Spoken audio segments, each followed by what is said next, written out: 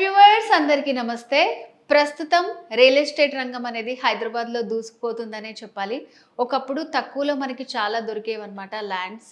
ఇప్పుడు కొనాలి అంటే కూడా చాలా ఖర్చు అయిపోతుంది. ప్రతి ఒక్కరికి ఉంటుందండి హైదరాబాద్లో ఒక సొంత ఇల్లు ఉండాలని చెప్పేసి. సో మరి హైదరాబాద్కి చాలా దగ్గరలోనే, అది కూడా మనకి ల్యాండ్ తీసుకునే రేట్లోనే 30, 25, 45 ల్యాక్స్లోనే విల్లా వస్తే ఎలా ఉంటుంది? సో అలాంటిది ఉంటే మీరు మిస్ చేసుకుంటారా? సో మరి అలాంటి మంచి ప్రాజెక్ట్ గురించి ఈరోజు మీకు నేను చెప్పబోతున్నాను. సో మరి ఈ ప్రాజెక్ట్కి సంబంధించి పూర్తి డీటెయిల్స్ తెలియజేయడానికి మనతో పాటు ఉన్నారు 46acres.com MD ఆడపు సంతోష్ కుమార్ గారు. వారితో మాట్లాడి దీనికి సంబంధించి పూర్తి డీటెయిల్స్ తెలుసుకుందాం. నమస్తే సంతోష్ గారు. నమస్తే. సంతోష్ గారు, అసలు ఈ టాపిక్ మీరు నాకు చెప్పినప్పుడే చాలా ఇంట్రెస్టింగ్గా అనిపించింది అసలు. సో అంత తక్కువ కాస్ట్లో విల్లాస్, అసలు ఈ ప్లేస్ ఎక్కడుంది, దాని గురించి చెప్తారా? ఈ ప్రాజెక్ట్ మనకు నయా హైదరాబాద్గా విలువబడుతున్నటువంటి జహీరాబాద్ దగ్గర కొత్తగా నీమ్స్ అనే ఇండస్ట్రీ పార్క్ ప్రపోజ్ అయింది. NIMZ, national investment manufacturing zone.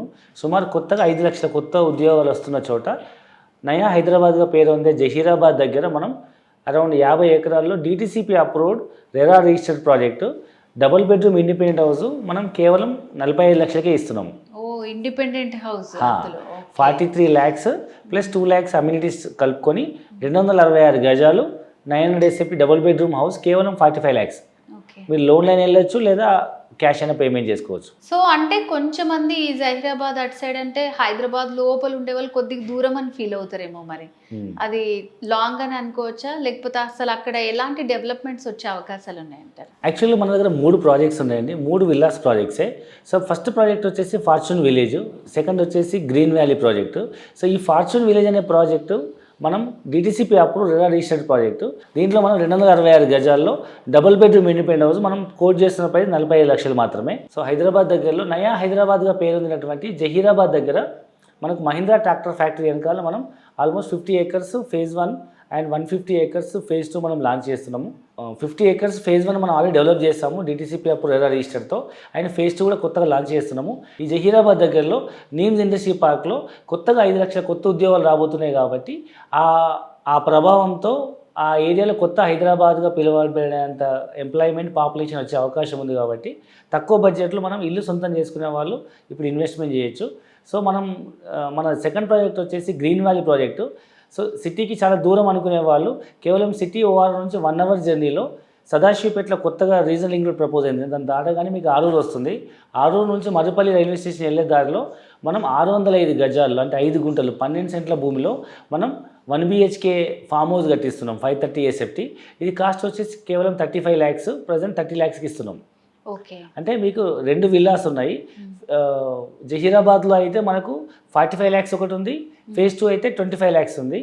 And మనకు సదాశివపేట దగ్గర ఆరూరులో అయితే మాత్రం 605 square yards ఫామ్ హౌస్ మనకు 30 lakhsలో వస్తుంది. సో ఈ విధంగా మనకు 3 ప్రాజెక్ట్స్ ఉన్నాయి. సో అంటే మీరు మొత్తంగా అంటే ఎంత ల్యాండ్లో ఇది డెవలప్ చేస్తున్నారు? సో ఇంకా ఎన్ని ప్లాట్స్ ఉన్నాయి? సో ఎన్ని సేల్ అయ్యాయి? ఈ ఆఫర్ ఎప్పటి వరకు ఉంది? దాని డీటెయిల్స్ చెప్తారా? ఫార్చ్యూన్ విలేజ్ అనేది DTCP approved project, RERA registered. So దాంట్లో మనం ఆల్మోస్ట్ 75-80% మొత్తం యూనిట్స్ అన్ని సోల్డ్ అవుట్. కొన్ని మార్టిగేజ్ యూనిట్లు, కొన్ని వెస్ట్ ఫేసింగ్ యూనిట్స్, కొన్ని అన్సోల్డ్ యూనిట్స్ ఉన్నాయి, అన్ఈవెన్ ప్లాట్స్ ఉన్నాయి. అది కావాలనుకునే వాళ్ళకి మాత్రం మనం 45 lakhsకి ఇస్తున్నాము. 43 లక్షలు విల్లా కాస్ట్, 2 లక్షల రూపాయలు అమ్యూనిటీస్. ఇది మనకు DTCP అప్పుడు రెరా రిజిస్టర్డ్. లేదు నాకు కొంచెం టైం అయినా పర్లేదు, నేను కొంచెం వెయిట్ చేస్తాను అనుకునే వాళ్ళకి phase 2 లాంచ్ చేసాము. అది మనం 25 లక్షలకే ఇస్తున్నాం. 183 గజాలు 1200 SFT triple bedroom independent house కేవలం 25 lakhs అవుట్రైట్ పేమెంట్ ఆప్షన్లో. మనం ఇప్పుడు మాట్లాడుతున్న ఫార్చ్యూన్ విలేజ్ కూడా ఒకప్పుడు మనం అవుట్రైట్ పేమెంట్ ఆప్షన్లో 25 lakhsకి ఇచ్చాము.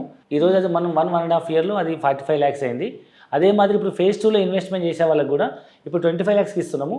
Over a period of time 1.5 yearలో ఇది కూడా మనకు 45 lakhs to 50 lakhs అయ్యే అవకాశం ఉంది. సో అంటే ఇప్పుడు అక్కడ వెళ్ళి తీసుకోవాలి అంటే కొంతమంది ఏమో దూరం అని భావిస్తూ ఉంటారు, కొంతమంది ఒకవేళ తీసుకోవాలని ఉన్నా సో అంత అమౌంట్ లేక లోన్ ప్రాసెస్ అట్లా వెళ్దాం అనుకుంటారు. సో అలాంటి వాళ్ళకి ఏం చెప్తారు మీరు? సో దూరం అనేది మనం చాలామంది ఇన్వెస్టర్స్కి ఉన్న అపోహ ఏంటంటే సిటీకి చాలా దూరం అంటున్నారు. దూరాన్ని ఇవాళ కిలోమీటర్లు కాకుండా టైంలో కౌంట్ చేస్తున్నాము.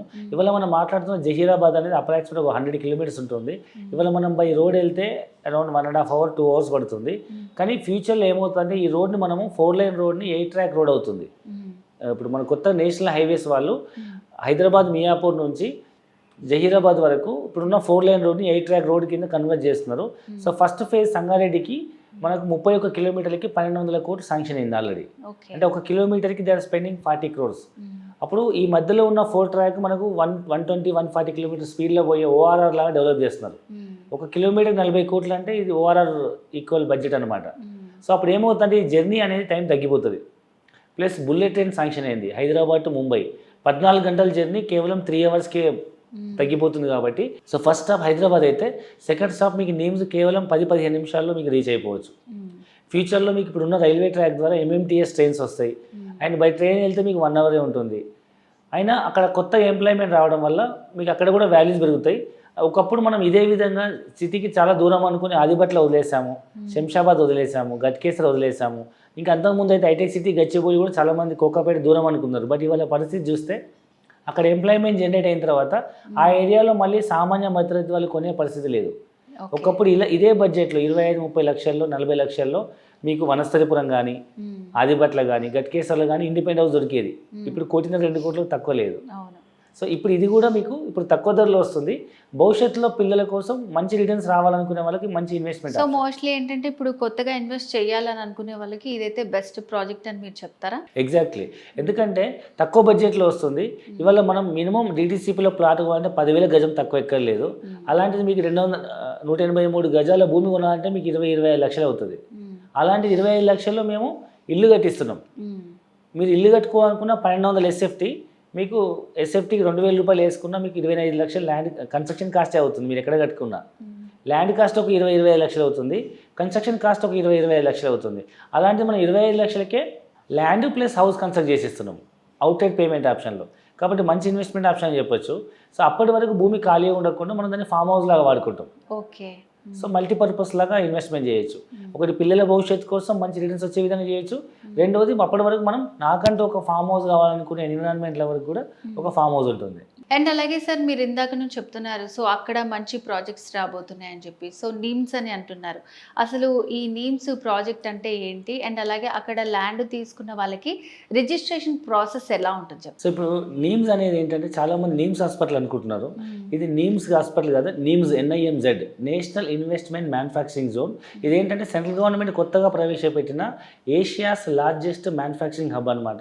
ఇక్కడ మొత్తం 3 రంగాలు వస్తున్నాయి: FMCG, ఆటోమొబైల్ అండ్ ఎలక్ట్రానిక్స్.